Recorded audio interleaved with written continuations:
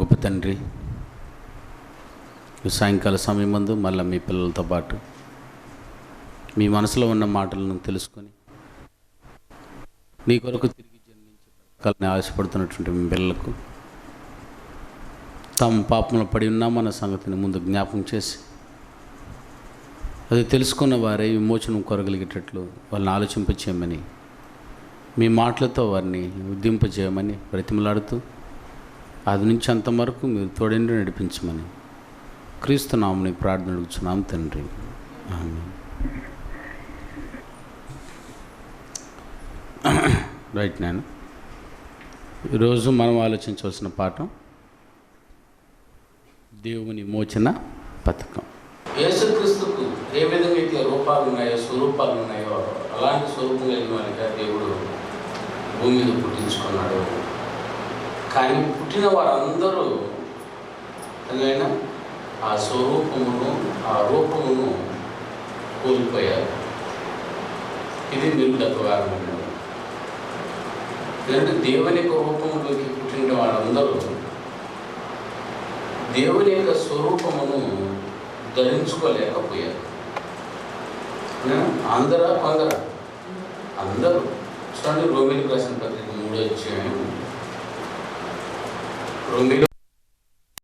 3వ అధ్యాయం 10వ వచనాన్ని చదవండి.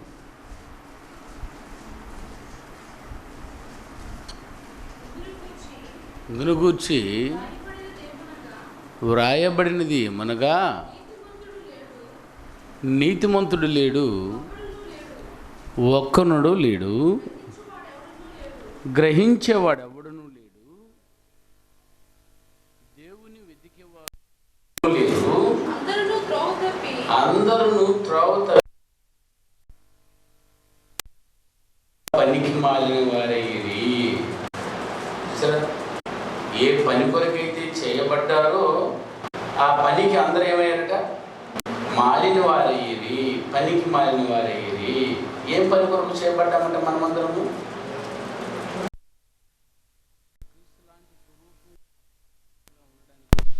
వారు. రోమీయులకు రాసిన పత్రిక పోయిందన్న. హలో, రోమీయులకు రాసిన పత్రికలో చెప్పిన ప్రకారము దేవునికి కుమారునిగా ఉంటు కొరకు పుట్టిన వారందరూ దేవునికి కుమారులుగానే ఉండలేకపోయారు.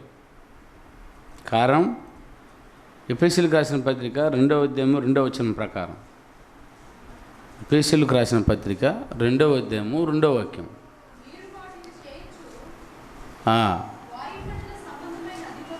నాయన ఎఫెసీయులకు రాసిన పత్రిక 2వ అధ్యాయం 1వ వచనం, మొదటి వచనం, మీ అపరాధముల చేతను పాపముల చేతను మీరు సచ్చిన వారై ఉండగా, అంటేనా చూశారు, మీరు పాపముల చేతను అపరాధముల చేతను మీరు సచ్చిన వారై ఉండగా. అందరూ చచ్చిపోయారట. నేను దేనిలో? ఆత్మలో. అవునా? అందరము చనిపోయిన వారమైపోయాము. పుట్టిందేమో దేవునికి కుమారులు గుంటు కొరకు. అవునా? పుట్టిన వారందరూ దేవునికి కుమారునిగా ఉండనీయకుండా అయిపోయారు. సరే చూడండి, ఎఫెసీయులకు రాసిన పత్రిక 1వ అధ్యాయము 4వ వచనం నుంచి చూడండి. ఇట్లనగా తన ప్రియుని యందు తాను ఉచితంగా మనకు అనుగ్రహించిన తన కృపామహిమకు కీర్తి కలిగినట్లు తన చిత్త ప్రకారమైన దయా సంకల్పము చొప్పున, అండర్లైన్ చేయండి, యేసు క్రీస్తు ద్వారా తనకు కుమారులుగా, తండ్రి అయిన దేవునికి కుమారులుగా స్వీకరించుటకై మనలను ముందుగా దేవుని కోసము నిర్ణయించుకొని మనము దేవుని ఎదుట పరిశుద్ధులమును నిర్దోషులనై ఉండవలెనని జగత్తు పునాది వేయబడకు మునిపే నిశ్చయించుకున్నాడట. జగత్తు పునాది వేయబడకు మునిపే తన కుమారుడు ఉన్నాడు, తన కుమారుడు లాంటి రూపంలోకి అనేక మంది కుమారులు కావాలి అని ఎప్పుడు జగత్తు పునాది వేయబడకు మునిపే నిశ్చయించుకున్నాడట. అనే ఆదామునందుండి అందరూ ఈరోజు 750 కోట్ల మందిని దేవుడు తన కుమారుల గుంటు కొరకే పుట్టించుకున్నాడు. కానీ పుట్టిన వారందరూ ఏమైపోయారటైనా పాపము చేసి పాపమునకు ఏమైపోయారు? దాసులైపోయారు. అదే కదండి, పాపము చేయు ప్రతివాడు ఏమవుతాడట? పాపమునకు దాసుడు. యోహాను సువార్త 8వ అధ్యాయం 34వ వచనం ప్రకారం ఏమవుతాడట? యోహాను సువార్త 8వ అధ్యాయం 34వ వచనం. 8వ అధ్యాయం 34వ వచనం నాన్న.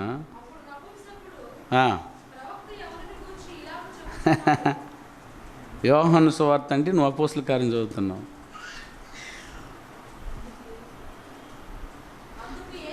అందుకు యేసు పాపము చేయు ప్రతివాడును పాపమునకు దాసుడు. అంటే పాపం చేసేసి అందరూ పాపానికి దాసులైపోయారు. దాసులంటే చెప్పాను అయినా బానిస, ఇక తిరిగే లేదు. పాపం అనే కాడి కిందనే ఉండిపోవాలి. అందరూ దేవునికి దక్కనీయకుండా అపవాది పాపములు చేయించి అందరినీ పాపానికి ఏం చేశాడు? దాసులుగా చేసేసాడు. అలా దాసులుగా చేసిన వారందరినీ అలాగే వదిలిపెట్టేయాలనుకోవడం దేవుని ఇష్టం కాదు. పుట్టిన ప్రతి ఒక్కరూ దేవునికి కుమారులుగా ఉండాలి. ఒక్కరూ నశించకూడదట. అదే కదనైనా, అదే కదా, ఒక్కరును నశించకూడదు. పేతురు రాసిన రెండో పత్రిక 3వ అధ్యాయము 9వ వచనాన్ని చదవండి. పేతురు రాసినటువంటి 2వ పత్రిక 3వ అధ్యాయము 9వ వచనం. కొందరు ఆలస్యమని ఎంచుకున్నట్లు ప్రభు తన వాగ్దానమును గూర్చి ఆలస్యము చేయువాడు కాదు కానీ, అది అంటర్లైన్ చేయండి, ఎవడును నశింప వలనని నిశ్చయింపక అందరూ మారు మనసు పొందవలనని కోరుకొనుచు మీ ఎడల దీర్ఘశాంతం గలవాడై ఉన్నాడు. ఎవరు నశించకూడదటనైనా, అవునా? ఎవరునూ నశింపకూడదు. దేవునికి కుమారులుగా ఉండి కొరకు పుట్టిన వారందరూ దేవునికి కుమారులుగా ఉండాలనే కోరుకుంటాం. ఇంకెందుకునన్నా మనము కోడి గుడ్లను పొదగడానికి పెడతాం. అవునమ్మా, పెడతామా లేదా? పెట్టేటవి ఏమైనా పెడతారు? అన్నీ పొదిగిపోవాలి, అవునా? అన్నీ నువ్వు పెట్టిన గుడ్డు కూడా కాదు మరలా అది, అవునా? కోడి పెట్టిన గుడ్డే ఒకటి కూడా నాశనం అవ్వకూడదని నువ్వు కోరుకుంటుంటే తాను పెట్టిన గుడ్డులు ఇంకెట్టుండాలి నాన్న? తాను పుట్టించిన తన కుమారులు ఎట్టుండాలనుకుంటున్నారంటే ఒక్కడు కూడా నశింపకూడదు. అదేనా, ఒక్కడు నశింపవల్లకూడదు అని దేవుడు ఎంతో బాధపడుతున్నాడు. కానీ అపవాది ఏమో అందరినీ నశింపజేసేసాడు. అర్థమైనా? అందరినీ పాపము చేయించి పాపానికి దాసిగా చేసి అందరినీ దేవుడు అనుగ్రహించు మహిమ అంటేనైనా వ్యక్తిత్వము, దేవునికి వ్యక్తిత్వాన్ని పొందనీయకుండా చేసేసాడు. ప్రతి ఒక్కరిని పొందనీయకుండా చేసేసాడు. అందుకే దేవుడు మరలా ఇంకొక సంకల్పించాడు. అలా చెడిపోయిన వారందరినీ, అదేనా నాశనమైపోతున్న వారందరినీ తిరిగి సాతాను కబంధ హస్తాల నుంచి విడుదల చేయించాలనుకున్నాడు. అర్థమైందమ్మా? పాపములో పడిపోయిన వీరందరినీ అలాగే వదిలివేయకూడదు, తిరిగి నా కుమారులుగా చేసుకోవాలని ఏర్పాటు చేసినటువంటి ఏర్పాటే అదేనా దేవుని విమోచన పథకం. ఒక పథకం వేశాడనమాట. పథకం ప్రకారం ఏ పనైనా జరుగుతుంది. పథకం అంటేనైనా అమ్మా ప్లాన్, ఒక ప్లాన్ని ఇస్తాడు. ఒక ప్లాన్ వేసి ఏ విధంగా రప్పించాలి, అవునా? పాపములో ఉన్న వారందరినీ విడిపించాలంటే ఏం చేయాలి? ఒక ప్లాన్ వేసాడు. ఆ ప్లాన్ పేరే విమోచన పథకం. ఏం పథకం వేశాడు?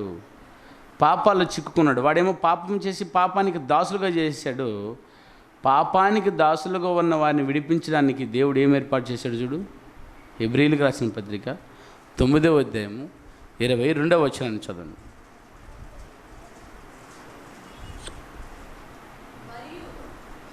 హెబ్రీయులకు రాసిన పత్రిక 9:22 మరియు ధర్మశాస్త్ర ప్రకారము సమస్త వస్తువులను రక్తము చేత శుద్ధి చేయబడిననియు రక్తము చిందింపకుండా పాప క్షమాపణ కలగదనియు సామాన్యంగా చెప్పవచ్చును. పాపం పోవాలంటే ఏం చేయాలంటైనా రక్తము చిందించాలి. రక్తము చిందించకుండా పాప క్షమాపణ జరగదు. రక్తము చిందింపకుండా పాప క్షమాపణ జరిగే సమస్య లేదు. అందుకే పాపం చేయించాడు అపవాది, ఎత్తుకు పై ఎత్తు దేవుడు వేసి ఆ పాపాన్ని రక్తముతో పోగొట్టాలనుకున్నాడు. అదేనా? అందుకని పాపము చేసిన వారిని విమోచించుటకై అమూల్యమైన రక్తము అన్నాడు.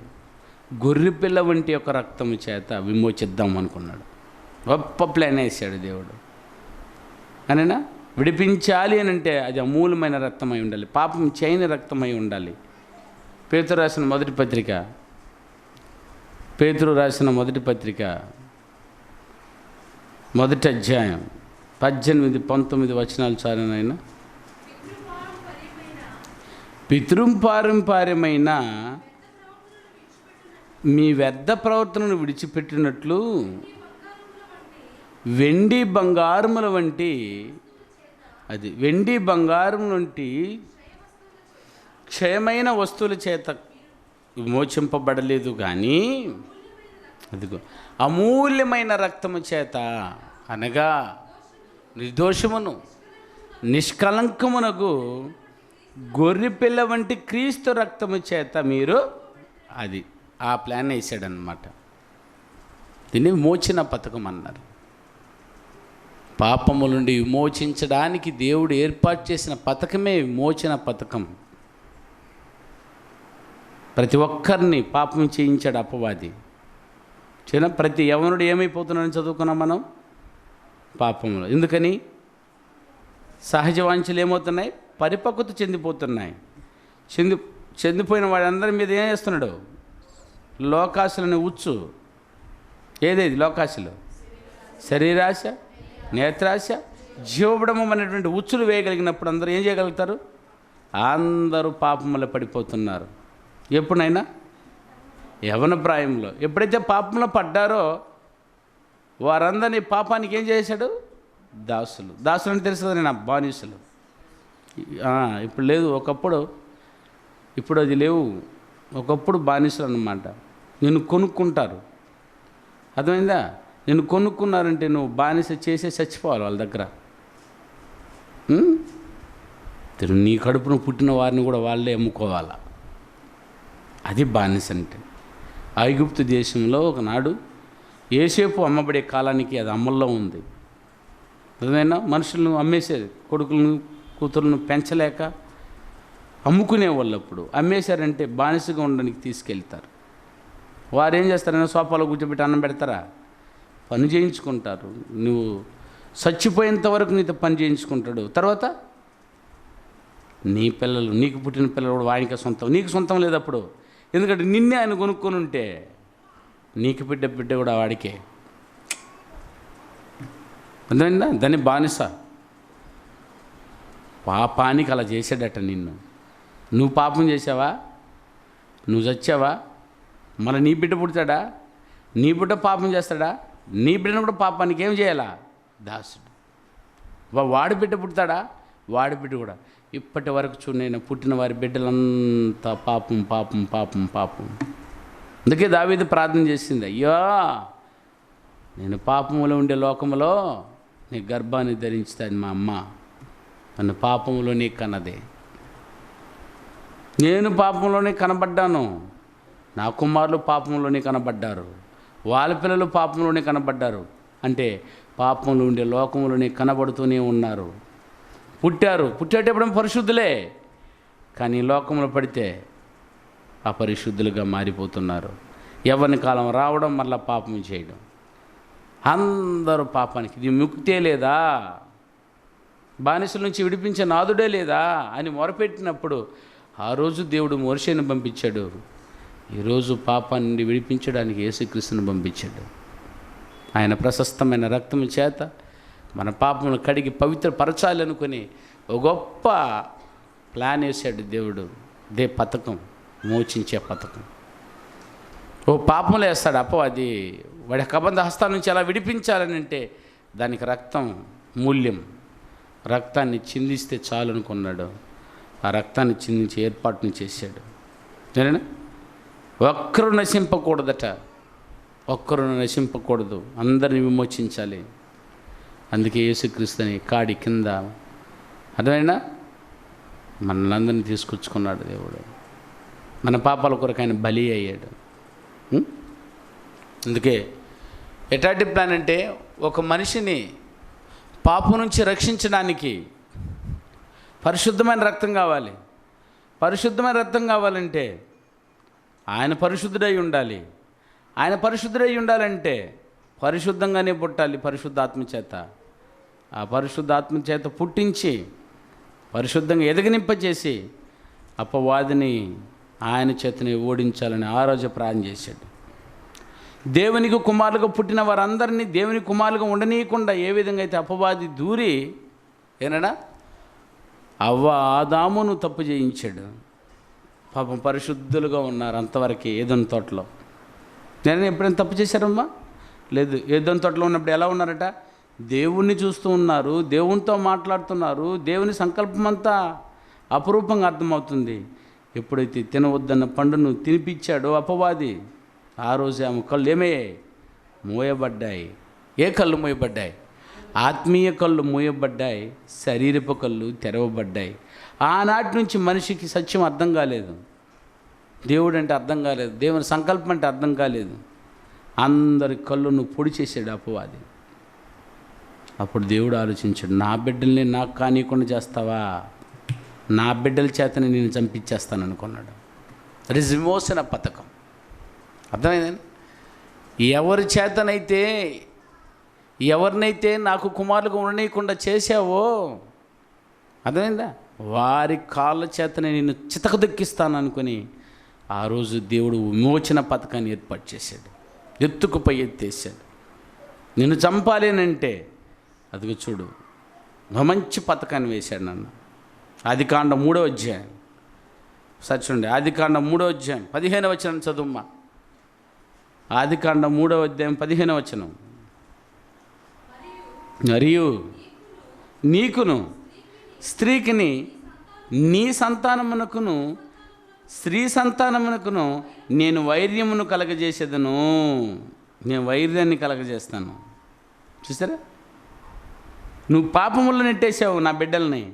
ఆ పాపం నుంచి విమోచించడానికి ఏ స్త్రీనైతే మోసం చేశావో ఆ స్త్రీ, అర్థమైనా, ఆ స్త్రీ జాతిలోని నేను విమోచన కర్తను కంటాను. ఎంత బాగుంది చూడండి మాట. చదువు. అది నీ తల మీద కొట్టును,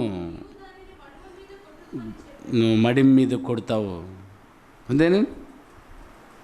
నీ సంతానమునకును సర్ప సంతానానికి స్త్రీ సంతానానికి వైర్యం కలగజేశాడు. అలా స్త్రీ సంతానమే యేసుక్రీస్తు వారు. అర్థమైనా? స్త్రీకి మాత్రం పుట్టింది ఎవరైనా మనవా? స్త్రీ పురుషులకు కలిస్తే పుట్టిన వారం. యేసుక్రీస్తు యొక్క జన్మే చూడు ఎంత తేడాగా ఉందో. ఓన్లీ స్త్రీకి మాత్రమే పుట్టాడు. ఏ స్త్రీ? మరియా ఎలా కనింది పురుషుడు లేకుండా? పరిశుద్ధాత్మ ఆమె మీద కమ్ముకొని. అర్థమైనా? దేవుడికి ఎలాగైనా సాధ్యమైన గర్భాన్ని ఇవ్వడం. మీకు చెప్పాను ఇంతకు మునిపే. ఆయనకు దేవుని కుమారులు కావాలి. కుమారులను తయారు చేసుకునే విధానం బౌలుడు మట్టితో చేయగలడు, ఎముకతో చేయగలడు, కణముతో చేయగలడు, గొడ్రలతో చేసుకోగలడు, పురుషుడే లేకపోయినా చేసుకోగలడు. చూశారు? అలా సాధ్యం అతనికి. కానీ స్త్రీ ఎందే పుట్టించాలి, అపవాదిని చితక దుఃఖించాలి అనుకున్నాడు దేవుడు. అందుకే ఓ అపురూపమైన సంకల్పాన్ని కలిగాడు, ఓ పథకాన్ని వేశాడు. ఆ పథకమే దేవుని విమోచన పథకం. నా బిడ్డలను సాతాను యొక్క కబంధ హస్తాల నుంచి రక్షించడానికి యేసు అన్న ఆయన ఒక కావాలి.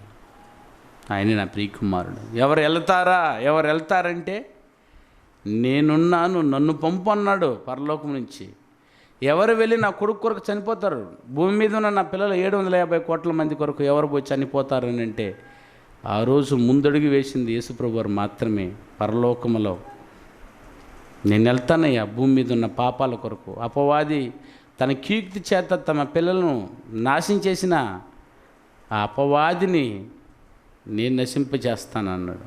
అంత పక్కా ప్లాన్ ప్రకారమే యేసుక్రీస్తుని లోకానికి పంపాడు. అదే స్త్రీ యందు పుట్టించి, స్త్రీ సంతానం నుంచి పుట్టించి అపవాదిని సిలువలో చితకదుక్కిచ్చాడు. ప్రవచనం, చెప్పబడిన ప్రవచనం ప్రకారం, ముందే ప్రవచనం యేసుక్రీస్తు యొక్క జననం ఎలా ఉండాలి వాగ్దానం చేయబడేది ముందే. ఏనైనా అదే చూడండి 12వ అధ్యాయము 1 నుంచి 13 వచనాల వరకు చదువునన్నా. యెహోవా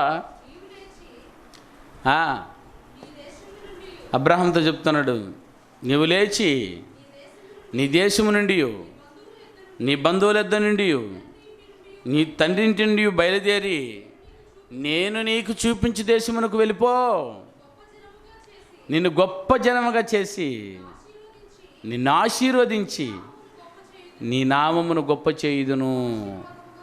అవునన్న, నేను చూపించి దేశానికి వెళ్ళు, నేను గొప్ప జనంగా చేస్తాను. యేసుక్రీస్తు నీ సంతానంలో పుట్టాలి.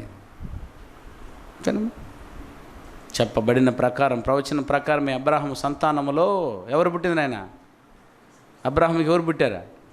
ఈసాకు ఎవరు పుట్టారా? యాకోబులో ఎవరు పుట్టింది? యూదా సంతానములు యేసుక్రీస్తు వారు పుట్టారు. అనుకున్న ప్రకారం, ప్రవచించబడిన ప్రకారం అతను పుట్టాడు. అర్థమవుతుందయ్యా? రైట్. అలా విమోచించడానికి, నరులందరినీ విమోచించడానికి గొప్ప ప్లాన్ వేసాడు. ఆయన వస్తాడు, మన పాపాల నుంచి భరించాడు ఆయనే. యెషయా గ్రంథం 53వ అధ్యాయం 1 నుంచి 12 వచనాలు ఉన్నాయి. యెషయా 53వ అధ్యాయం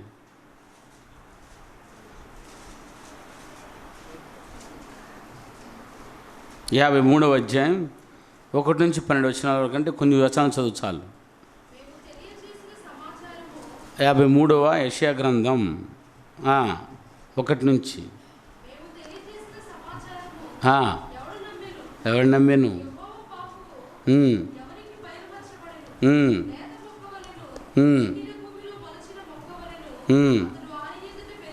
ఓకే. స్వరూపమైనను సొగసైనను లేదు, మనము అతన్ని చూసి అపేక్షించినట్లుగా అతని యందు ఏ స్వరూపమును లేదు. అతడు తృణీకరింపబడిన వాడాయను, మనుషుల వలన విసర్జింపబడిన వాడాయను, వ్యసనాకాంతుడుగాను వ్యాధిని అనుభవించు వాడిగాను మనిషిని చూడనొలని వానిగాను ఉండెను.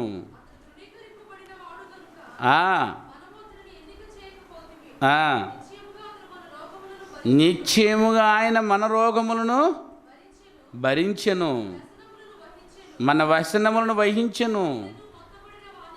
ఆయనను మొత్తబడిన వానిగాను, దేవుని వలన బాధింపబడిన వానిగాను, శ్రమ నొందిన వానిగాను మనం అతన్ని ఎంచితిమి.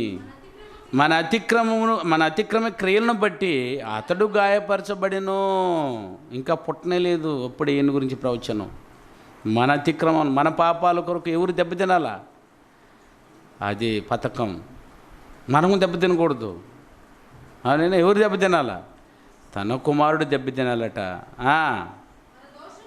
మన దోషములను బట్టి ఆయన నలగొట్టబడాలి. సిలువలో 39 దెబ్బలు క్రోడలతో కొట్టాలి, ఉమ్మి వేయాలి. అయ్యో, మన సమాధానార్థమైన శిక్ష అతని మీద పడెను, అతడు పొందిన దెబ్బల చేత మనకు స్వస్థత కలుగుతున్నది. ఏ స్వస్థతైనా? పాపము నుంచి స్వస్థత. అయ్యా చూసారా, ఇది పథకం. అంటే దెబ్బ అక్కడ ఏనైనా అక్కడ స్విచ్ చేస్తే ఎక్కడ లైట్ వెలగాల. అది యేసుక్రీస్తు మీద దెబ్బడుతూ ఉంటే మన పాపాలు కడుగు వేయబడుతూ ఉండాలి. ఎంత విమోచన పథకం చూడండి. మనమందరము గొర్రెల వలె త్రోవ తప్పిపోతిమి, మనలో ప్రతివాడును తనకిష్టమైన త్రోవకు తొలిగెను, అతని మీద మోపెను. అతడు దౌర్జన్యము నొందినను బాధింపబడినను అతడు నోరు తెరవలేదు. వదకు తేబడు గొర్రె పిల్లయో బొచ్చు పత్రించు వాని ఎదుట గొర్రె పిల్లయో మౌనంగా ఉండనట్లు అతను నోరు తెరవలేదు. భద్రంగా ఉన్నాడట నాయన. పథకం నీకోసం. యేసు ప్రభువును కొడతా ఉంటే తిరిగి ఒక దెబ్బ కొట్టేసి ఉంటే ఈ పథకం అంతా పోయేది. అర్థమైందేనా? కొరడాలతో కొడుతుంటే మనం ఊరుకుంటామా? తిట్టేనే ఊరుకోం మనం. ఎవరైనా కొడుతుంటే ఊరుకుంటామా? అప్పుడు యేసు ప్రభు కూడా అలాగే ఊరుకుండకుండా అటు ఎదురు తిరిగి ఉంటే ఈరోజు నీ నా పాపాలు పోయేవి కావు. అర్థమైందా? యెషయా గ్రంథంలో చెప్పబడిన ప్రవచనాలన్నీ ఇది చెప్పింది. ఇంకా పుట్టలేదు అప్పటికి ఏ రెఫరెన్స్ చెప్పేటప్పుడు. అదే విధంగా నేను చెప్పిన ప్రకారమే పుట్టాడు, చెప్పిన ప్రకారమే దెబ్బలు తిన్నాడు కొరడాలతో. మన పాపాల నిమిత్తము ఆయన నిందించబడ్డాడు, హింసించబడ్డాడు, ఉమ్మివేయబడ్డాడు. చూద్దాం, ఈ ప్లాన్ అంతా ముందే వేశాడు. చూసారు? మనల్ని విమోచించడానికి ఒక ఆయన కావాలి. చెగుతో పునాది వేయబడుకుని పనుకున్నాడు. ఆయన భూమి మీదకి తెప్పించాలనుకున్నాడు. తెప్పిస్తే ఆయన మన పాపాలను భరించాలి అన్నాడు. మన పాపాలను భరించాలి, మన పాప నిమిత్తం ఆయన రక్తాన్ని చిందించాలి. గొప్ప ప్లాన్ వేసాడు. అదేనా? ఆయన అనుకున్న ప్రకారమే సమస్తము జరిగేటట్టు ఏర్పాటు చేశాడు. మీకా 5:2 చూడనా? మీకా 5:2 బెత్లెహేము ఎఫ్రాతా యూదావారి కుటుంబంలో నీవు స్వల్ప గ్రామమైనను నా కొరకు ఇశ్రాయేలీలను ఏలబోవాడు. ఇదిగో యూదా గోత్రం నుండి వచ్చును రాజు యేసుక్రీస్తు వారు. యూదా గోత్రాన్ని పరిపాలించడానికి యూదా గోత్రం నుంచి పుట్టొచ్చాడట. ఇదేనా ఆయన వేసుకున్న పథకంలో యేసు ముఖ్య సూత్రధారి అయితే ఆ సూత్రధారి యొక్క ప్రవచనం. పుట్టక మునిపే ఎలా పుట్టాలి, ఏ ఊర్లో పుట్టాలి, ఏ ఊర్లో పెరగాలి, ఎలా దెబ్బలు తినాలి, అంత ప్లాన్ అయినా పథకం వేశాడు. అపవాది తప్పించుకోగలడా? అందుకే యేసు ప్రభు పాపాలని తీసివేయడానికి దేవుడు అమర్చినటువంటి అమరిక అది. ఎంత అద్భుతంగా దేవుడు ఏర్పాటు చేసిన పథకం ఎవరు తప్పించుకోలేరు. ఆయన చెప్పిన ప్రకారం, వాగ్దానం ప్రకారం ఎక్కడ పుట్టాలో ఎక్కడ పెరగాలో కూడా చెప్పాడు చూడైనా. లూకాసు వార్త 1వ అధ్యాయం 31 నుంచి 34 వరకు. మీకాలో చూశారు కదా ఎక్కడ పుట్టాలోని. ఎక్కడ పుట్టాలంటమ్మా?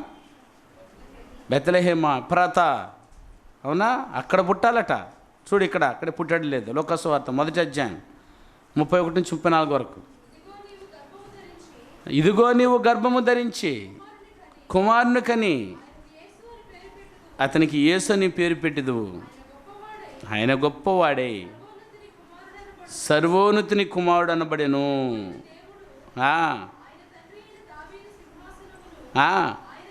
ఆయనకిచ్చును, ఆయన యాకోబు వంశస్థులను,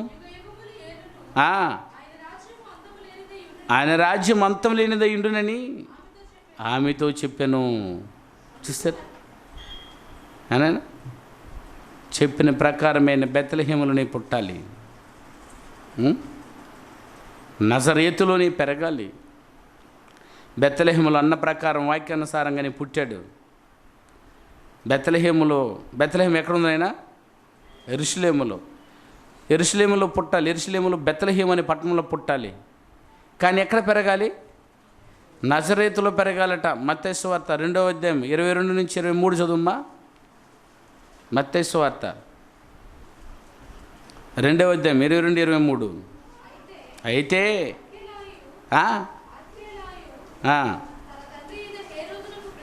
ప్రతిగా విని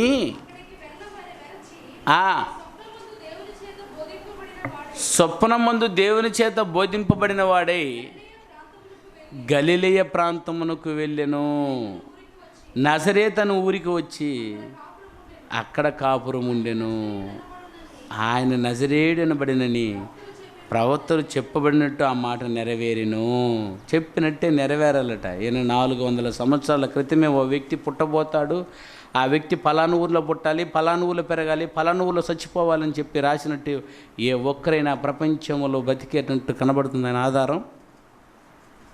కానీ పరిశుద్ధ గ్రంథాలు ఎన్నో రాయబడ్డాయి, కానీ ఎక్కడైనా చెప్పినట్టు జరిగిందా?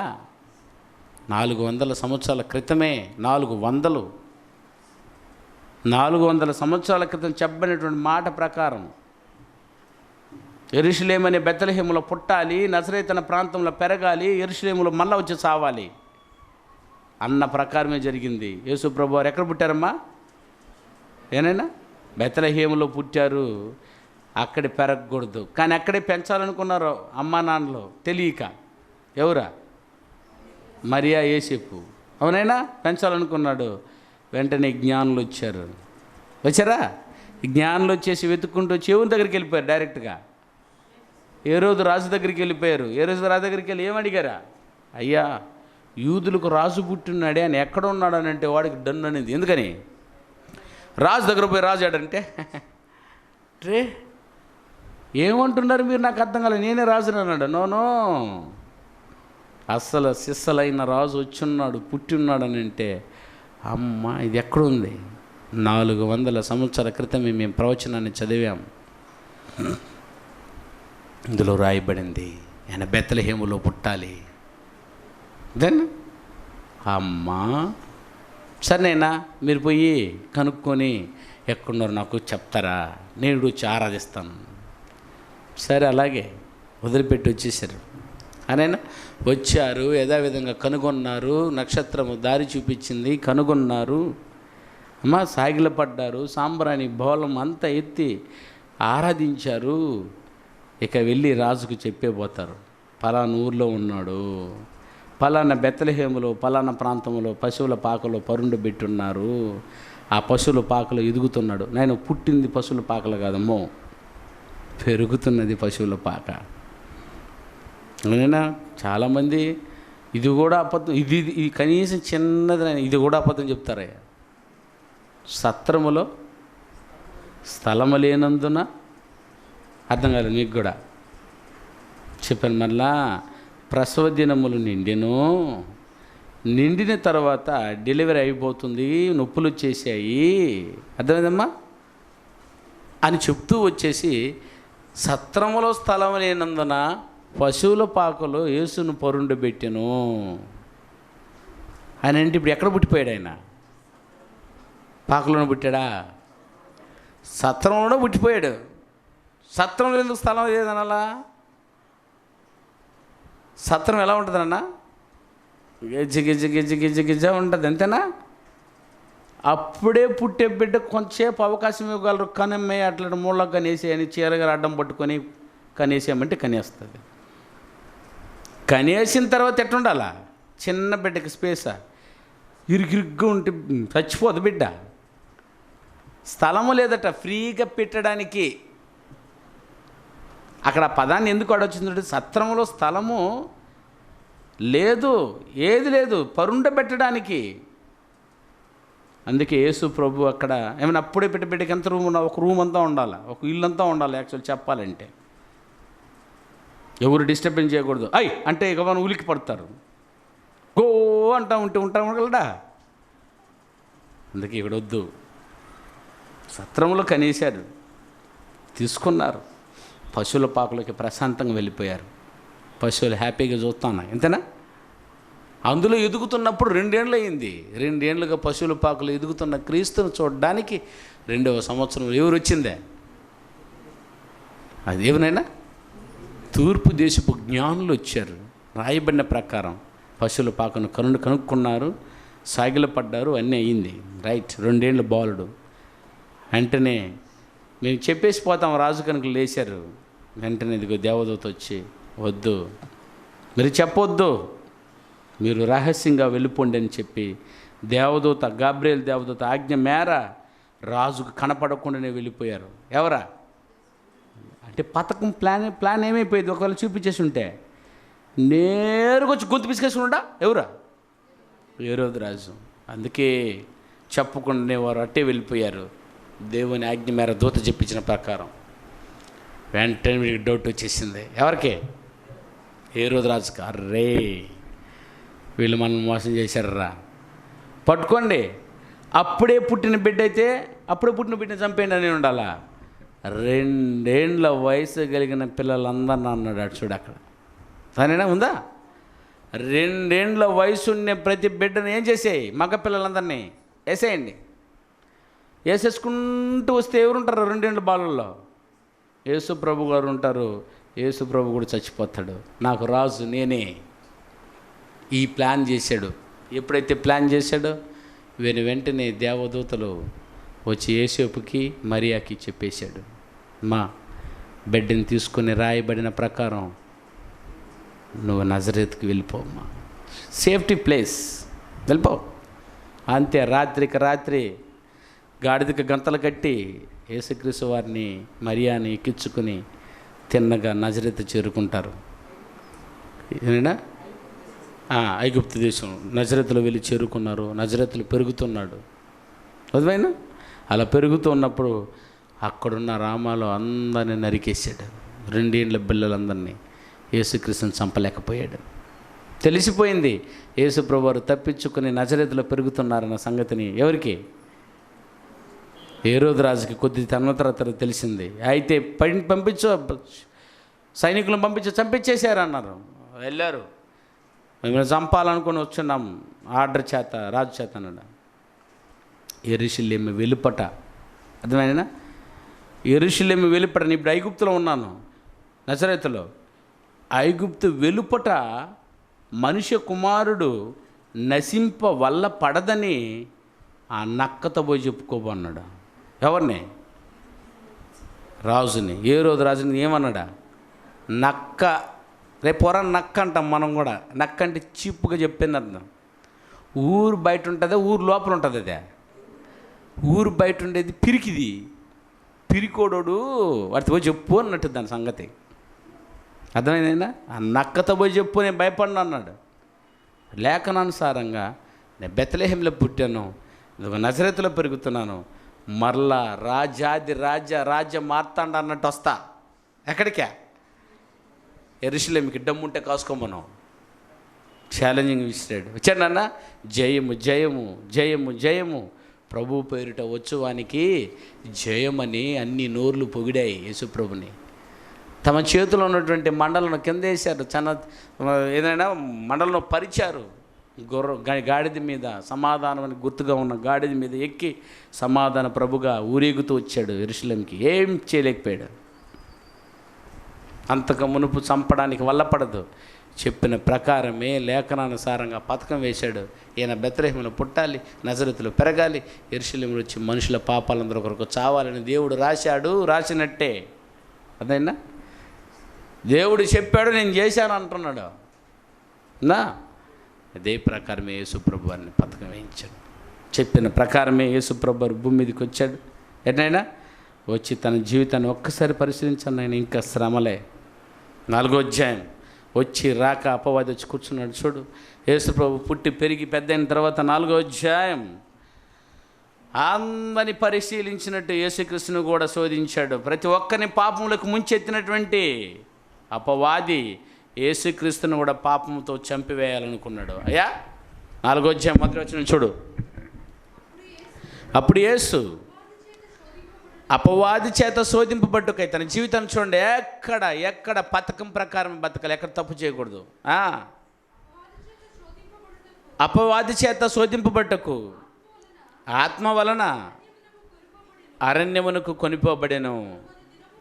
40 దినములట్నైనా చూడండి, 40 రాత్రులు ఉపవాసం ఉండిన పిమ్మట ఆయన ఆకలి కొనగా ఆ శోధకుడు వచ్చి లోకాశల చేత శోధిస్తున్నాడు. చూడండి, నేను లోకాశలు అంటే ఏదమ్మాయి? శరీరాశ, నేత్రాశ, జీవబడంబం చేత శోధిస్తున్నాడట. ఏది ఇప్పుడు శరీరాశ? శరీరానికి కావాల్సింది ఏందైనా ఆకలి. వేసి చూపించాడు. వేస్తుంది కరెక్ట్ సమయానికి.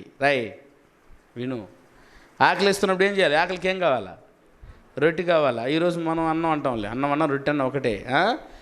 వచ్చి నేరుగా వచ్చేసి నేను చెప్పిన మాట వింటాడు లేదా అని నేరుగా అపవాది వచ్చి యేసుక్రీస్తుని ఏమన్నాడు ఆయన? నువ్వు దేవుని కుమారుడు అయితే, అబ్బా ఏం చేశాడు, నువ్వు మగోడైతే అన్నట్టులా మనకంతే ఎంత రోసం వచ్చేస్తుందా? నువ్వు మగోడైతే రాయిని రొట్టెకి చేసుకో అంటే మనం ఎట్టున్నాం, ఒకే నిమిషం చేసి పడేసి ఉంటాం. దేన్ని? రాయిని రొట్టిగా, ఎందుకంటే శక్తి ఉంది కదా. ఎక్కిస్తాను ఒక అక్రానికి అనుకున్నాడు. అవునా? నువ్వు దేవుని కుమారుడు అయితే ఈ రాళ్ళను రొట్టె ఉన్నట్లు ఆజ్ఞాపించమని చెప్పాను. అందుకు ఆయన ఏమైనా చేసేది ఎంతసేపు ఆయనకి అనుకుంటే ఏం లేదు, రాయినట్టు నైట్స్గా చూసుంటే రొట్టె అయిపోతుంది. అవునమ్మా? అట్టగాదు, వీడికి సమాధానం చెప్పాలి, పాఠం గుణపాఠం చెప్పాలనుకోండి అపవాది. ఇంతమందిని ఎంతోమందిని ఏమర్చావరా నువ్వు ఈ అన్నాన్ని చూపించే అని. అందరూ అన్నం దగ్గర పడిపోయిన వాళ్ళే కదన్నా. ఇజ్రాయేలీలు అన్నం దగ్గర పడిపోయిన వాళ్ళే, ఆదాము అన్నం దగ్గర పడిపోయిన వాడే, అవ్వ అన్నం దగ్గర పడిపోయింది. అన్నం అంటే పండు, ఆ పండు అందరూ పడిపోయిన వాళ్ళు. ఈరోజు నువ్వు అందులో పడిపోతామని ఈ పాఠం ఈరోజు ఆదివారం అంతా మీకు పాఠం చెప్పింది అదే. అన్నంక ఆహారం కానీ దాని కొరక నువ్వు రోకలు ఇచ్చుకుంటున్నావు, ఎందుకంటే పడిపోతారు మీరని. అందరూ అంతే కదా, బిర్యానీ చూపిస్తే బొత్తును పడిపోతారు. అందుకే చూడు, ప్రతి కార్యక్రమానికి చూడ పెళ్ళి చేసుకో, శుద్ధంగా గమ్ముని వెళ్ళి. అన్నం ఎందుకు పెడతావు నువ్వు? అన్నం ఎందుకు పెట్టాలి సార్? అన్నమే పెట్టాలా, అన్నంలోనే పడేస్తారు. ఏ కార్యం చేసిన అన్నం లేని కార్యం ఏదైనా ఉంచి చూపినా ఏమో మనకి ఇంతవరకు కనబడలా. క్రైస్తవుడు మీటింగ్ పెడితే అన్నం పెట్టుకుని పెట్టరు. పట్టాడు లోకానికి అపవాది. యేసు ప్రభుకు కూడా అన్నం పెట్టి ఏమర్చేదేమనుకున్నాడు. చూసారా? యేసు ప్రభు అన్నం తింటాడా? మీకు తెలియని అన్నం ఆయనకుంటే అర్థమైందమ్మా? వెంటనే ఏమన్నాడు చూసారా? మనుష్యుడు రొట్టె వలన మాత్రము కాదు కానీ దేవుని నోట నుండి వచ్చు ప్రతి మాట వలన జీవించాలనుకుంటే దేవుని నోటి నుంచి ఒక మాట వస్తే చాలు. దేవుడు మనకుంటే చాలు. నాయన అన్నం కావాలా దేవుడు కావాలమ్మా? అన్నం కావాలా దేవుడు కావాలా? ఏమే? దేవుడు అనుకుంటే అన్నాన్ని ఇవ్వగలడు, అన్నం అనుకుంటే దేవుడు ఇవ్వగలదా? అది కోరుకో ముందు. కోడి కావాలా గుడ్డు కావాలా? మనం అయితే గుడ్డే కోరుకుంటాం, దరిద్రులు. కోడి ఉంటే ఎన్ని గుడ్లను పెడుతుందిరా? అవునా కదా? దేవుడు ఉంటే ఏ విధంగా ఆహారం ఇవ్వగలడు? ఆహారమే లేదు.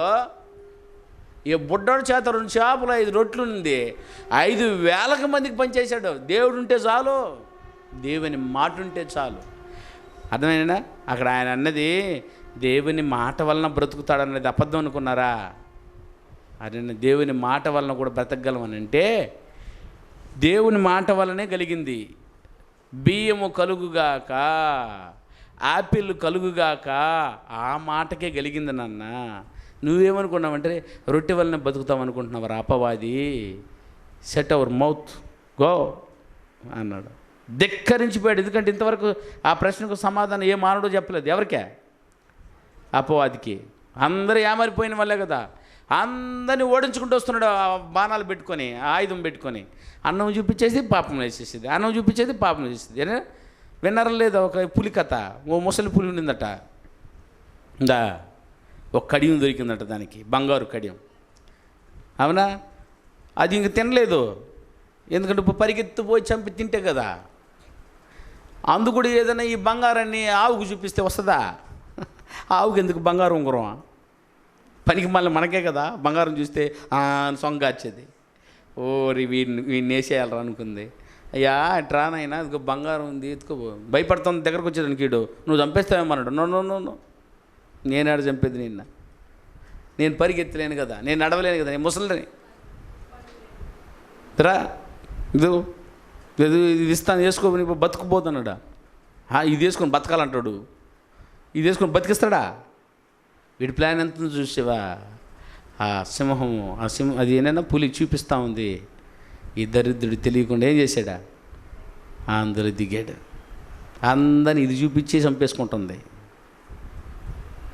ఇదే అపవాది కూడా. ఇది చూపించడం వేసాడు, చూపించడం వేసాడు. అందరూ అన్నానికి భయపడి వెళ్ళమా మనం? అపవాదికి కేవలం ఒకే ఒక ప్రశ్నకి ఆహారానికి పడిపోయాం. అదేండి. ఆ తర్వాత ఎత్తైన పర్వతానికి ఎక్కించుకెళ్ళి తీసుకెళ్ళింది అమ్మ. అదంతా ఒక క్షణంలో చూపించింది, ఇదంతా నీకు ఇచ్చేస్తా, అంతేనా, నువ్వు నాకేం చేయి, సాగిలు పడు, ఇదంతా నీకు ఇచ్చేస్తాను, నువ్వు సాగిలు పడు అని చెప్పి యేసుక్రీస్తుని అపవాది అన్నాడు. మనమైతే ఏమని ఉంటామా? చెప్పక మునిపే పడిపోయి ఉంటాం, అవునా?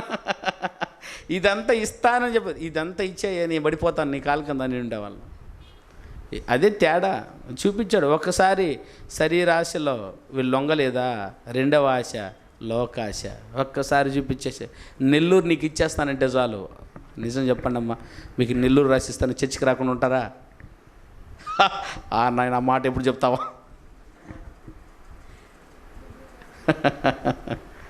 ఇదండి మన దరిద్రత. ఈరోజు ఆరాధనకు పోకుండా ఉంటే ₹1,00,00,000 ఇస్తామని చాలు. ₹1,00,00,000 ఎందుకు కానీ ₹30 ఆగిపోతానంటాడు. ఆ రోజు యేసుప్రభు ఏమన్నారు తెలుసా?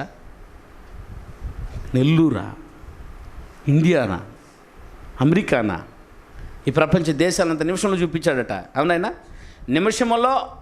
నిమిషంలో చూపించే శక్తి ఉందా ఆయన వాడికి? సాతానికి నిమిషంలో చూపించే శక్తి ఉందమ్మో. దేన్నే? లోకాన్ని. నిమిషంలో చూపిస్తే నిమిషంలో చూడాలి కదమ్మా. నిమిషం కంటే ముందు చూసేశాడట. ఎవరా? అదేంటి? నిమిషంలో చూపించాడు, నిమిషం కంటే ముందు చూసేసాట యేసుప్రభు. ఎందుకని? ఇప్పుడు కింద నుంచి 1, 2, 3 అనే లోపు నేను 5 ఉందంట. బిల్డింగ్ ఎన్ని అంతస్తులు అని కింద నుంచి 1, 2, 3 అని ఎంచుకుంటాను లోపు నేనేమంటాను? నేనా 5 ఉందిరా అని అంట. ఎట్టా? నేనే కదా కట్టింది. కట్టినాడికి తెలియదా? నువ్వు వచ్చి చూసిన వాడివి, నేను కట్టిన వాడిని. నువ్వు వచ్చి చూసావరా అపవాది, నేను కట్టానురా అన్నాడు యేసుప్రభు. అవునా? ఏ మూలలో ఏముందో నాకు తెలుసు. కోలార్లో బంగారు ఉంది చూసుకోబో, సౌత్ ఆఫ్రికాలో బంగారు ఉంది చూసుకోబో, దుబాయ్లో పెట్రోల్ ఉంది చూసుకోబో, నెల్లూరులో నెల్లూరు రైస్ ఉంది పోయి చూసుకోబో, కర్నూలులో కర్నూలు రైస్ ఉంది చూసుకోబో. చూసా? ఎందుకని? నేనే చేశా. నువ్వేంద్ర నాకు ఇచ్చేది దాన్ని? ఇంకో మాట చెప్పనా? నువ్వు ఇప్పుడు చూడగా నెల్లూరు కనబడతా ఉంది, ఇప్పుడు చూడగానే ప్రపంచమే కనబడుతుంది. ఒకరోజు నేను 2వ రాకడలో వచ్చేటప్పుడు ఇవన్నీ ఎట్టయి ఉంటుందంట. 2వ రాకడలో నేను వచ్చే సమయానికి ఇదంతా ఏమైపోయిందని మహావేంద్రముతో లయమైపోయి ఉంటుంది. యేసుప్రభు ఇప్పుడు 2వ రాకడ వచ్చినారనంటే ఇదేమైపోద్దనైనా చదవండి, ఏమైపోద్దో. నా మోహన్ చూస్తున్నారు. కొరింథీయులకు రాసిన మొదటి పత్రిక 15వ అధ్యాయం 24 వచనం చూడండి.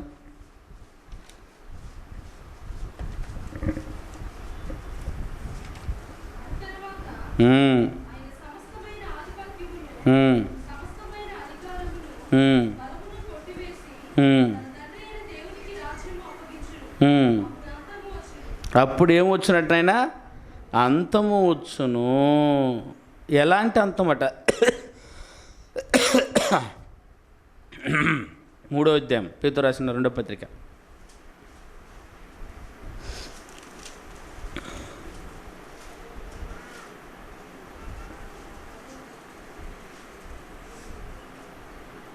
ఆరవ వచనం.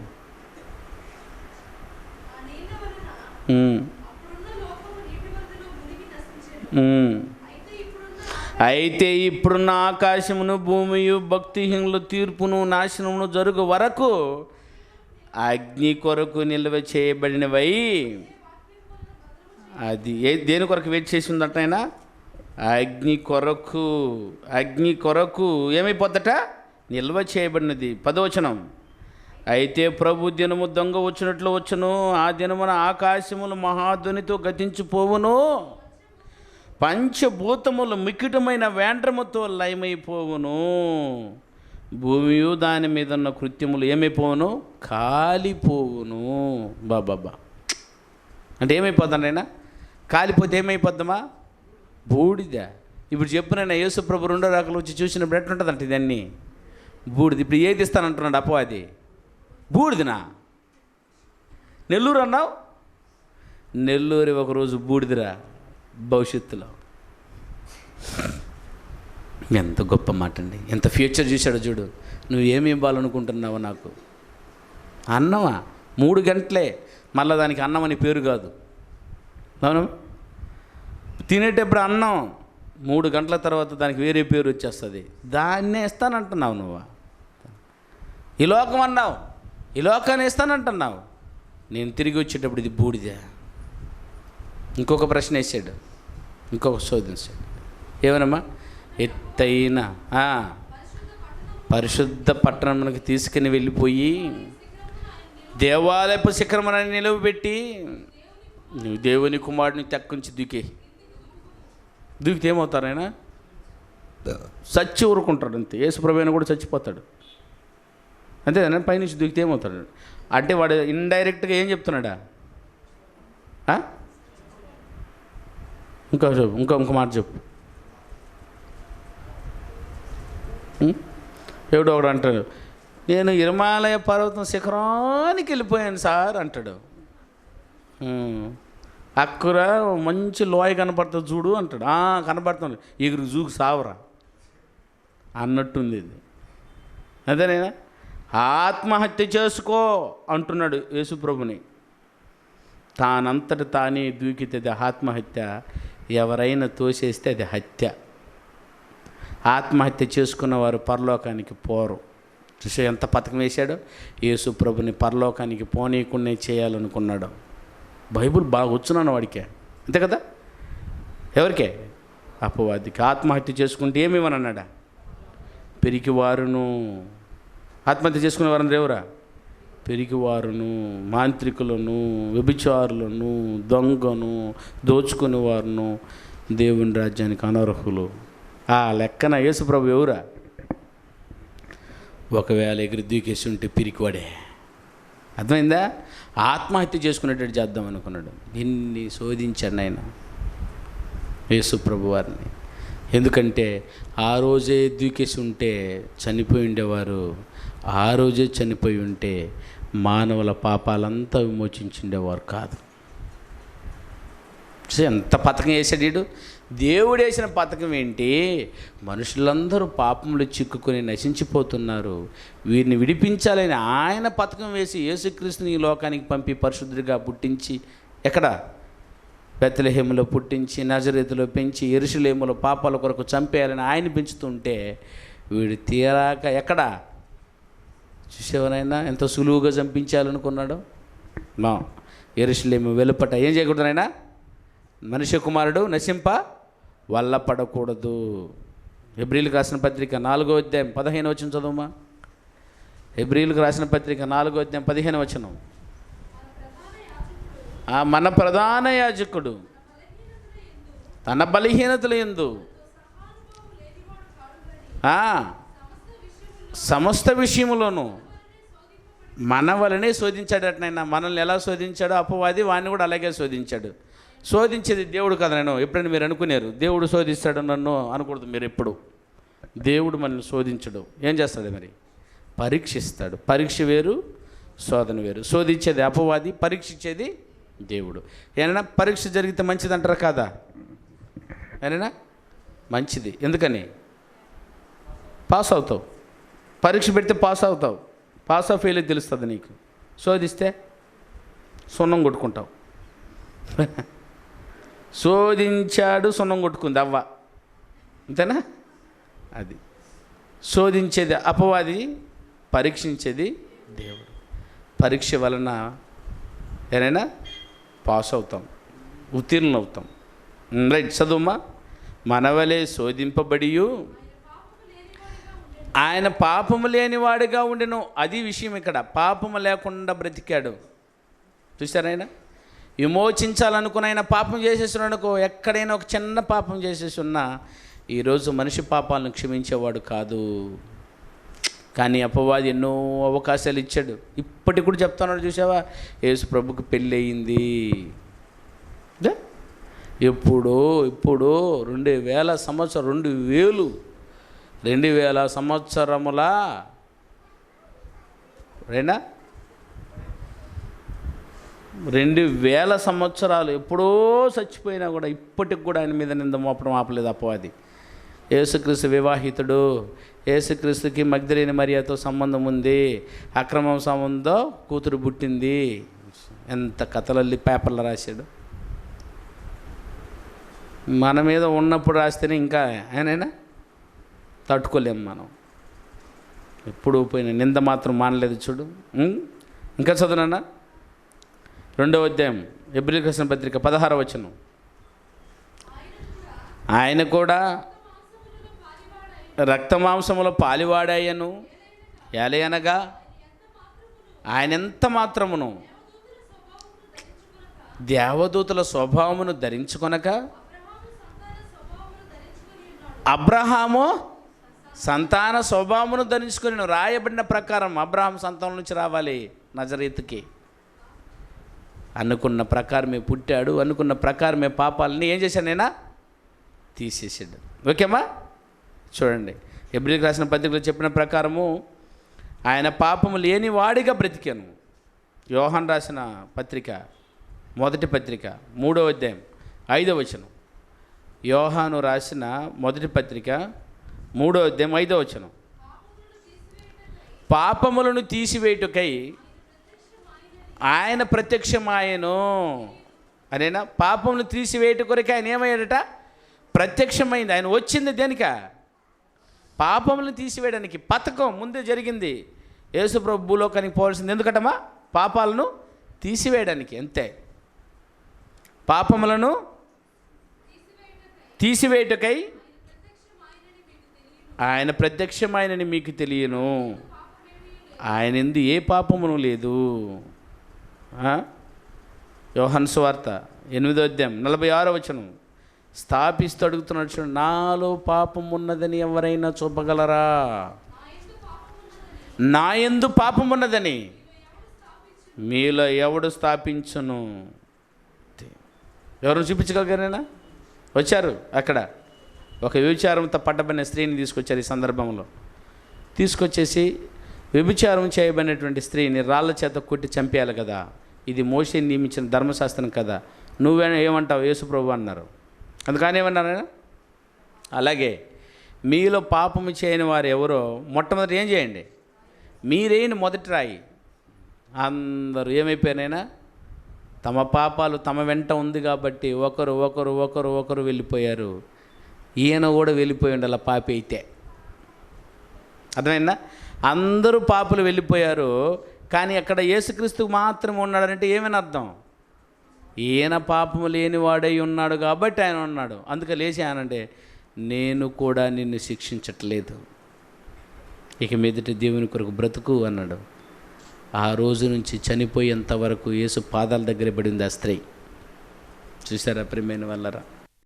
సరే, పెద్దగా చెప్పిన మాట ప్రకారం వెళ్ళిపోయి వారం తర్వాత వారానికి ఎన్ని రోజులమ్మా? 7 కేజీలు నష్టం. ఏంటి చక్కెర అయిన తర్వాత మళ్ళీ తీసుకొచ్చారు. తీసుకొచ్చేసిన పెడితే గాంధీ గారు లేచి, రే అబ్బాయి ఇక మీదట చక్కెర తినొద్దు పో అని పంపించారు. ఇంకేమో కొడతాడా తిడతాడని చెప్పాడ, రే ఇక మీదట చక్కెర తినకపో అన్నాడు. ఇదేంది ప్రభు, ఇదేంది మహాత్ములుగా, ఈ ముక్క ముందు చెప్పుంటే 7 కేజీలు మిగిలిండేది. మేము ఫస్ట్ ప్రయాణం వచ్చినప్పుడు వారం ముందు వచ్చాం కదా, అప్పుడే నువ్వు చెప్పుంటే మనం ఎన్ని కేజీలు మిగిలేదే? 7 కేజీలు మిగిలేదు కదంటే ఓరే అవునా? కరెక్ట్గా వాడు తీసుకొస్తున్నప్పుడు నేను చెక్కి తింటున్నాడు వాడు ఎదురుగా. అర్థమైందా? వాడు వచ్చేటప్పుడే వాడు ఎదురుగా అప్పుడే చెక్కినట్టు నోట్లో పోసుకుంటుంటే ఎవరు చూస్తాడు? ఇదే వాడు నన్ను చూశాడు. అవునా? నేను ఇగినప్పుడు చెప్పున్నాను, నువ్వు చక్కెర తినొద్దు వై అంటే, నువ్వు తినవద్దు వై అని ఉంటాడు. అంతే కదా? ఇప్పుడు వితండవాదులు కదా ఇప్పుడు పిల్లల అంటే. వాడు ఆ మాట అనకుండా ఉండాలంటే ఏం చేయాలా?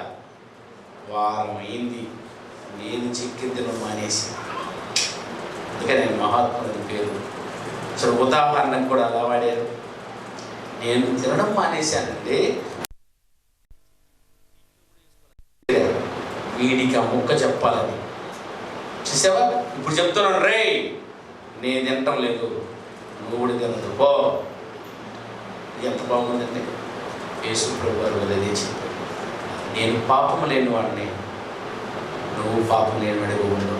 నీ పాపాన్ని కడగడానికి నా రక్తం సరిపోద్ది. యేసు తండ్రిని దేవుడు ఏర్పాటు చేసినటువంటి ఏర్పాటు ప్రకారం యేసు తన రక్తాన్ని పవిత్రంగానే ఉంచుకున్నాడు. ఎక్కడైనా చూడకుండా ఒక చిన్న తప్పు చేసేప్పుడు మనకులాగా దొరికితే డజన్ లేకుండా అబద్ధం ఆడతాం మనం కదా. నేను అబద్ధం ఆడలేదు అనేసి చెప్పండి. మనం ఆడతారా ఆడరా ఎట్లా ఆడతారా? బహిరంగంగా ఆడతాం, అవునే కదా. పార్టీస్ తీసుకున్న వాళ్ళు కూడా ఆడతారు కదా. ఏంది అది అబద్ధం? ఏం అబద్ధం చెప్పండి? ఇంటికి వస్తాననుకో, లేదు మీరే మా ఇంటికి వచ్చారనుకో, మా భోజనం చేయండి అంటాను. మీరు నిజం చెప్పాలి, ఏమంటారు మీరు? ఇప్పుడేనండి చూడు వస్తుంది 10 గంటలకి ఎది నుంచి వచ్చేసారా ఇంకా అబద్ధం కదా. టీ తాగండి, ఇప్పుడే తాగిపోచ్చానండి, ముంచెత్తేసాడు. ఇటు అబద్ధాలు మీరు సామరు కానీ నిర్ణయం అని కదనన్నా. యేసు ప్రభు వారు జోకు కూడా అబద్ధం ఆడరట. అందుకని తను యూస్ అయ్యాడు. ఎక్కడ నేను చిన్న అబద్ధం ఆడితే, నేను ఎక్కడ తప్పు చేస్తే పిల్లలు దేవుని దగ్గరికి ఎక్కడికి పోలేరు, వాళ్ళ పాపాలు కడగబోతుందని 33 సంవత్సరాలు నికరంగా అబద్ధాలు, పాపాలు, తప్పులు ఏది చేయకుండా నాలో పాపం మీద ఎవరైతే చూపించగలరా అన్నట్టు బ్రతికి చూపించాడండి. అందుకే ఆయన రక్తాన్ని ఎంచుకున్నాడు.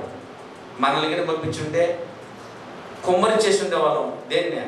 చెడిపోయిన రక్తాన్ని, పాపం రక్తాన్ని. యేసు ప్రభు ఎప్పటికీ నేనైనా చదువు అమ్ముకను 14:15 ఫిబ్రవరి రాష్ట్ర పత్రికలో 4:15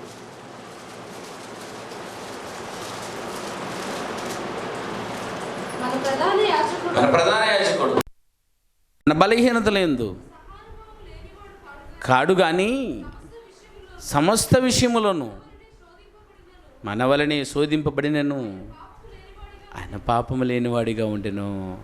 పాప శరీర ఆకారంలో పుట్టి పాపం లేనివాడిగా ఉన్నాడటమ్మా. ఇది కదా గ్రేటు. ఆయన కూడా, మేము కూడా దేవుని కుమారులో పుట్టింటే మేము కూడా తప్పు చేయకుండా ఉండేవాళ్ళం అని అంటాం మనం. ఆయనకి ఇవ్వబడిన దేహం ఎలాంటిదండి? ఆయన పాప శరీరాకారం. మనకెట్టయితే పాప శరీరాకారం ఉందో అదే శరీరంతో యేసుక్రీస్తుడు వచ్చింది. పాప శరీరాకారం వచ్చి మనం పాపాలు చేశాం. పాప శరీరాకారం వచ్చి పాపం చేయని దేవురా యేసు. అందుకే పథకం వేశాడు. ఈయన కుమారుడైతే కరెక్ట్గా పాపాలను తీసేయగలడయ్యా. అనుకున్న ప్రకారమే పుట్టాడు, అనుకున్న ప్రకారమే చనిపోయాడు, అనుకున్న ప్రకారమే మానవుల పాపాలంతా తన రక్తం చేత కరిగించాడు. ఎప్పుడైతే ఆయన మన పాపాలన్నీ ఆయన మోసుకున్నాడు, ఆయన ఏమిగా మారిపోయాడట? ఆయన పాపి ఆయన ఎక్కడ పాపం చేయలేదు నాయన, అవునా కదా? మనం చేసిన పాపాలను ఆయన మీద మోసుకోవడం వల్ల ఇప్పుడు ఆయన ఏమయ్యాడా? ఆయన పాపి అయ్యాడు. చేసిన దాన్ని కాదు, మోసుకోవడం వలన పాపి అయ్యాడు. మోసుకుని కూడా పాపమే అని చెప్పి తండ్రి అనే దేవుడు యేసు యొక్క చేతులను వదిలేశాడు. అందుకు యేసు ప్రభువారు సిలువలో అన్నారు ఏమని? నా దేవా నా దేవా నన్నెందుకు చేయి విడిచితివి అని అన్నాడు. నా దేవా నన్నెందుకు చేయి విడిచితివి? నన్నెందుకు వదిలేవే? నేను పాపం చేయలేదే. అయితే నిరూపించు అని నిరూపించడానికి యేసు ప్రభువారు తండ్రి అయిన దేవుని ఎదుట, కరుణాపీఠం ఎదుట తన ప్రశస్తమైన రక్తాన్ని తీసుకువెళ్ళి బలిగా ప్రోత్సహించాడు. అది పరిశుద్ధమైనదని తేరిన తర్వాతే 2గా తెర చినిగిందని ఉంది బైబిల్లో. పాపపు తెర 2గా పైనుంచి కింది వరకు నీకును దేవునికి నీ మధ్య ఉన్నటువంటి తెర, ఆ పాపపు తెర అది చినగడానికి యేసు ప్రభువారు తన రక్తాన్ని తీసుకుని కరుణాపీఠం ఎదుట ప్రోత్సహించాడట. ఏనా ధర్మశాస్త్రానుసారంగా అయ్యా ఏటేటా ఇజ్రాయేలీలు పాపం చేస్తే ఆ పాపాన్ని తీసివేయడానికి ఏటేటా బలి అర్పిస్తాడు యాజకుడు. ఆ బలిని అర్పించి ఆ ప్రశస్తమైన రక్తాన్ని తీసుకొని, మేకలు గొర్రెపిల్లల రక్తాన్ని తీసుకొని అతి పరిశుద్ధ స్థలం అంటే ఆ రోజుల్లో ఏనైనా బాగానాలు మీరు ఆ రోజుల్లో దేవుని మందిరం 2 భాగాలతో నిర్మించబడి ఉంటుంది. యెరూషలేము మందిరం కూడా 2 భాగాలు. ఒకటి పరిశుద్ధ స్థలం, రెండోది అతి పరిశుద్ధ స్థలం. సరేనా? అతి పరిశుద్ధ స్థలంలో యాజకుడు ఉంటాడు. ఇప్పుడు చూడండి, ఈ 2 భాగాలు ఉన్నాయి. ఇక్కడ ప్రతి చర్చ్ బిల్డింగ్ కట్టిన ఇట్టే కడుతూ ఉంటారు. ఇది ఇక్కడ ఒక భాగం, అక్కడ ఒక భాగం, అవునా? అది కింద ఉన్నదల్లా పరిశుద్ధ స్థలం, ఇక్కడ ఉంది అతి పరిశుద్ధ స్థలము. అక్కడ లోపలికి వెళ్ళి కరుణాపీఠం ఉంటుందన్నమాట. అక్కడికి వెళ్ళి బలిపీఠం ఎదుట రక్తం ప్రోత్సహిస్తే మానవుల పాపాలంతా క్షమించబడుతుంది. అది ఏటేటా చేస్తూ ఉండాలి. ఆ రోజు యాజకుడు, పరమ యాజకుడు, యాజకుడు అయినటువంటి యేసుక్రీస్తు వారు ఒక్కసారిగా రక్తాన్ని తీసుకొని అదిగో తండ్రి అయిన దేవునిదికి వెళ్ళాడు. మందిరంలోని అతి పరిశుద్ధ స్థలానికి కాదు, సరాసరి దేవుని దగ్గరికి వెళ్ళి దేవుని కరుణాపీఠం ఎదుట తన రక్తాన్ని చిందించాడు. ఆ రక్తం పరిశుద్ధమై ఉన్నదని తెలుసుకున్న తర్వాతే దేవాలయపు తెర రెండుగా చినిగింది. అలాగ నిరూపించి చూపించాడు నన్ను యేసుప్రభు వారు. చూడండి ఆ మాటను. హెబ్రీయులకు రాసిన పత్రిక 10వ అధ్యాయం 5వ వచనం చూడండి. ఆయన గొర్రెపిల్ల మేకపిల్ల. కాబట్టి ఆయన ఈ లోకమందు ప్రవేశించినప్పుడు బలియు అర్పణయు నువ్వు కోరలేదు కానీ 9వ వచనం చదువు తల్లి. 10వ అధ్యాయము. ఆయన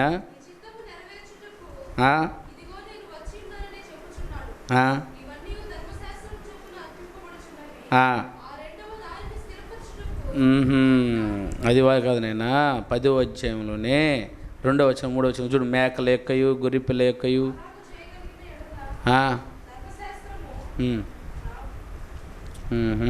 10వ అధ్యాయమే 2వ వచనం చదువు. ఒక్క నిమిషం ఉన్నా, నేను చూపిస్తాను. హెబ్రీయులకు రాసిన పత్రిక 10వ అధ్యాయము 4వ వచనం నాన్న. రైట్. ఎలయనగా అదిగో ఈ ఎడ్ల యొక్కయు మేకల యొక్కయు రక్తము పాపమును తీసివేయట సాధ్యమా? అసాధ్యమా? అసాధ్యము. కాబట్టి ఆయన ఈ లోకమందు ప్రవేశించి ఇలాగూ చెప్పుచున్నాడు. అర్థమైందమ్మా? ఆ బలి చేత రక్తాలు పాపాలు పోవు. ఎడ్ల యొక్కయు మేకల యొక్కయు పాపం వద్దా? రక్తం కావాలని మనం పాపం చేసేది, మేక రక్తం కోసేస్తే కోడి రక్తం కోసేస్తే పాపం వద్దా? పోదు. మనిషి చేసిన పాపానికి మనిషి రక్తమే పోవాలి. మనిషి చేసిన పాపాలకు ఎవరైనా చచ్చిపోయింది, మనిషి కుమారుడని యేసు రక్తమే.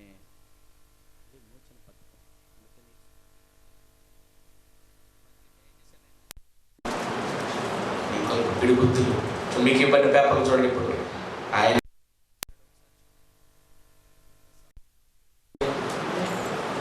అన్యాయపు తీర్పు ఉందా? అన్యాయంగా తీర్పు పొందాడు.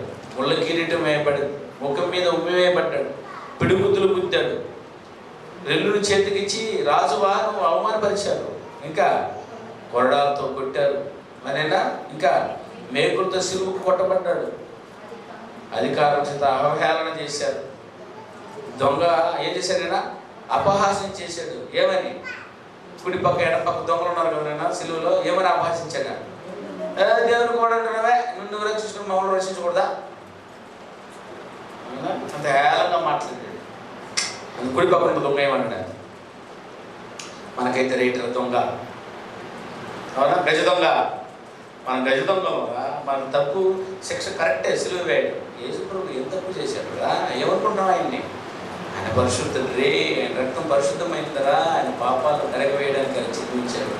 యేసు ప్రభువా చిత్తమైతే నా పాపాన్ని కడిగి నీ రాజ్యంలో జ్ఞాపకం చేసుకోవాలన్నాడు అలా. డైరెక్ట్గా యేసు యొక్క రక్తం కడిగింది అన్నవాడిని కదా. చెదిరి పడి ఉంటుంది లేదా వాడి మీద.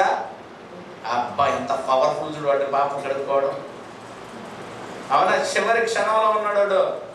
అప్పటికల్లా దొంగ దోచుకోవడం, ఏదో తప్పు చేసిన వాడు ఒక్కసారిగా లాటరీ కొట్టినట్టు గుర్రం మీద పెట్టి కొట్టించు 4 రకాలు తెలుసా? గుర్రం 7 మీద కొడితే ఒకటి తెలీదా? కిందకి తెలియదు. చెక్ పెట్టంటారు దాన్ని. గుర్రం మీద 1 రూపాయి పెట్టారంటే 6 రూపాయలు 3 రూపాయలు ఇచ్చేస్తారు. ఎంత బాబు ఏమన్నా నీకు కూడా తెలీదా? పులి మీద పెడితే కూడా 1 రూపాయి పెడితే 1 రూపాయి వస్తుంది. ఒక పక్క ఏనుగా, ఒక పక్క పులి, మధ్యలో గుర్రం ఉంటుంది. నేను ఆడా అప్పుడు. అర్థమైనా? 10 పైసలు ఎత్తుకో, 10 పైసలు ఎప్పుడు ఉండేది. ఇంట్లో ఏదైనా కొనుక్కోమని ఇస్తే ఆ 10 పైసలు ఎత్తుకోమనేసి ఏనుగు మీద పెడితే ఏనుగు అట్ట పులికి వేస్తాడు బొమ్మ. అందులో ఏనుగు వచ్చింది అనుకో, రూపాయి పెట్టి రూపాయి ఇస్తాడు. ఇటు పులి మీద పెడుతున్నాం మనకు, పులి కొట్టింది అనుకో, రూపాయి పెడితే రూపాయిస్తారు. గుర్రం మీద పెట్టామంటే 3 పడుతుంది ఒక్కసారిగా. 1 రూపాయి పెట్టేస్తే 3 రూపాయలు ఇచ్చేస్తారు. దాన్ని ఏమంటారు ఆయన? జాక్పెట్. జాక్పెట్ కొట్టుకుని వెళ్ళిపోయాడు ఎవరు? శిలువ మీద ఉన్న దొంగ. ఒక్కసారిగా పాపానంటే కడగవాడు, కడిగేసింది. అవమానపరిచిన కడిగే వేయబెట్టాడు. ఆయన 7వ చూడండి, ఆయన మన పాప మన పాపమును భరించడం వల్ల దేవునికి మనము దూరం అయ్యాం, అవునా కదండి? మన పాపము నుండి విమోచన పొందుటకు యేసు వాటిని పై వాటిని అన్నింటినీ సహించాడు. సరేనా? యేసు తండ్రి చేతికి తన ప్రాణాన్ని ఏం చేశాడైనా అప్పగించుకున్నాడు. పవిత్రంగా వచ్చి పవిత్రంగా కరుణ పెట్టుకుంటూ అప్పగించుకున్నాడు. ఆ తర్వాత యేసుకి ఏం చేశాడైనా? సమాధి చేశాడు. ఆ తర్వాత 3వ రోజు ఏమయ్యాడు? తిరిగి లేపడ్డాడు. యేసు ప్రభు చచ్చిపోయింటే కూడా వేస్తే, చచ్చిపోయి అందరిలాగా సమాధి చేసి తిరిగి లేకపోయింటే కూడా యేసు కాడు. ఆయన లేఖనం ప్రకారం ఎక్కడ పుట్టాలి? బెత్లెహేములో పుట్టాలి. ఎక్కడ పెరగాలి? నజరేతులో పెరగాలి. ఎక్కడ చావాలి? సమాధి చేయబడాలి. 3వ రోజు తిరిగి లేపబడకపోయి ఉంటే ఈయన ఎవరు కదా? అది చెప్పిన ప్రకారమే తిరిగి లేపబడ్డాడు. నేను నా పాపాల వరకు. ఇవన్నీ జరగక మునిపే ప్లాన్ చేశాడు ఆయన. దాని పేరే పథకం. అర్థమైందమ్మా? అంటే మనం భూమి మీదకి రాబోతాము ఆదాము దగ్గర నుంచి. ఆదాము దగ్గర నుంచి వచ్చిన వాళ్ళందరినీ అపవాది ఏమర్చబోతాడు. పాపం ఏం చేస్తాడు? అందరినీ పాపానికి దాసులుగా చేసేస్తాడు. అప్పుడు మనం ఏం చేయాలంటే మన కుమారుని ఈ లోకానికి పంపాలి. ఆయన రక్తం చేత తిరిగి నా పిల్లల్ని పవిత్రపరిచి తిరిగి తీసుకోవాలి. ఈ ప్లాన్ అంతా పుట్టక మునిపే, భూమి మీదకి రాక మునిపే తండ్రిని దేవుడు వేసిన పథకమే దేవుని విమోచన పథకం. అర్థమైందేనా? వీడి దగ్గర పాపం చేశారా? తప్పులు చేసావా? నీ పాపాలు తప్పులన్నింటినీ ఒక్కసారిగా యేసు దగ్గర ఒప్పుకున్నట్లయితే నీ పాపాన్ని క్షమించడానికి సిద్ధంగా ఉంటుంది. మనం చేసే పాపాలు రహస్యమైనది కావచ్చు, బహిరంగ కావచ్చు. కొట్టేశారని చెప్పని పాపాలు కొన్ని ఉన్నాయే, చూపించుకుంటే అవమానం పడుకునే పాపాలు కొన్ని ఉన్నాయే. పాపాన్ని మనం చెప్పలేము కదా బయటికి. ఆ పాపమైన చెప్పుకుని క్షమించడానికి సిద్ధంగా ఉన్నాడు యేసు. ప్రతి పాపమును కడిగి పవిత్రపరచు. ప్రతి పాపాన్ని కడిగేస్తారు. ఇదంత పెద్ద ఘోర పాపమైనా అన్నప్పుడు ఈ పాపాలు ఒప్పుకోవా? విమోచన పథకం రెడీగా. ఒప్పుకోకపోతే విమోచనం లేదు. ఒప్పుకో. అందుకని యోహాను సువార్త, యోహాను రాసిన మొదటి పత్రిక 1వ అధ్యాయం 7, 8, 9, 10, 7, 8, 9. యోహాను రాసిన ఎవరు బయట పోలేరు. అందుకే పెంచుతున్నా. ఏమండి? వర్షం ఇటు కూడా ఏం చేస్తుంది సరే కదా? రైట్. చూడండి, మీదైపోయిందా? 10 నిమిషాలు ఉందా? పగల కొట్టేస్తుందని ఒక రోజు. కానీ జీవవాక్యమును గూర్చి యోహాను రాసిన మొదటి పత్రిక 1వ అధ్యాయము 7 నుంచి నాన్న. ఆయన వెలుగులో ఉన్న ప్రకారం మనమును వెలుగులో నడిచిన యెడల మనం అన్యోన్య సహవాసం కలిగిన వారమై ఎందుకో అప్పుడు ఆయన కుమారుడైన యేసు రక్తము ప్రతి పాపమని. ఏ పాపమని ఉండొచ్చు? దొంగవా, దోషకుడుగా, వ్యభిచారిగా, నరహత్యగా చెప్పుకొని ఏదేదో ఉన్నాయి. అదంతా అంటున్నాం. ఎంత బెనిఫిట్ చూడండి. ఇదే అసలు జాగ్రత్త అంటే. అవునా కదా?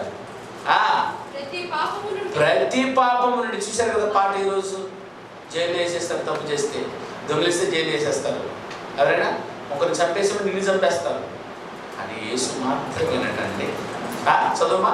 ప్రతి పాపము నుండి నన్ను పవిత్రునిగా చేయను.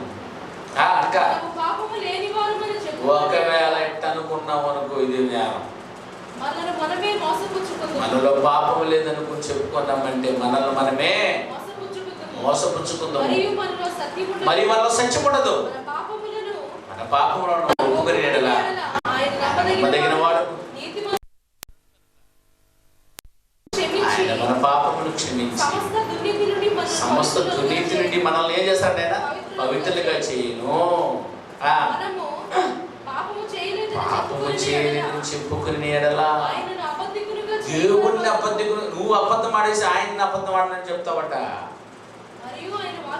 మనలో ఉండదు.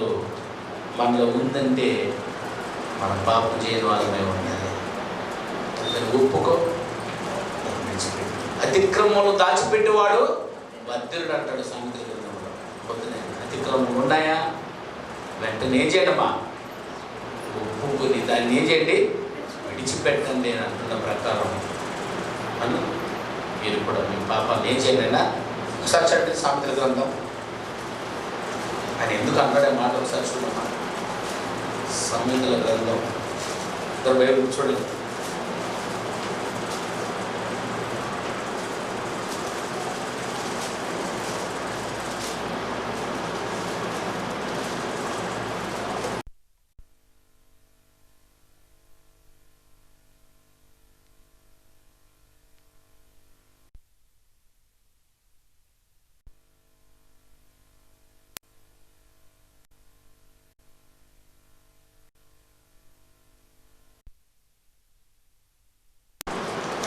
ఇరవై 22వ అధ్యాయం ఏం చూడాలా?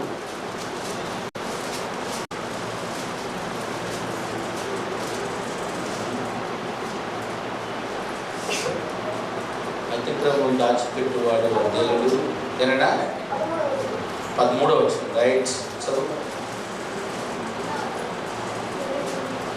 28వ అధ్యాయం 13వ వచనం. అవునన్నా, రైట్. అతిక్రమమును దాచిపెట్టువాడు వర్ధిల్లుడు, వాటిని ఒప్పుకొని విడిచిపెట్టువాడు కనికరము పొందును. అదేనా, చూసారా? అతిక్రమమును దాచిపెట్టువాడు వర్ధిల్లుడు, వాటిని ఒప్పుకొని విడిచిపెట్టువాడు ధన్యుడు. ఒప్పుకొని విడిచిపెట్టాలట. ఒప్పుకోకపోతే తప్పు జరిగిపోతున్నాను అనా. కాబట్టి దయచేసి మీరు ఒప్పుకోండి అమ్మా.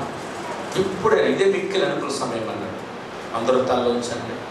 హృదయపూర్వకంగా మీరు ఒప్పుకోండి. నేను చేసిన పాపాలను విమోచించడానికి యేసు ప్రభువు ఈ లోకానికి వచ్చారు కదా.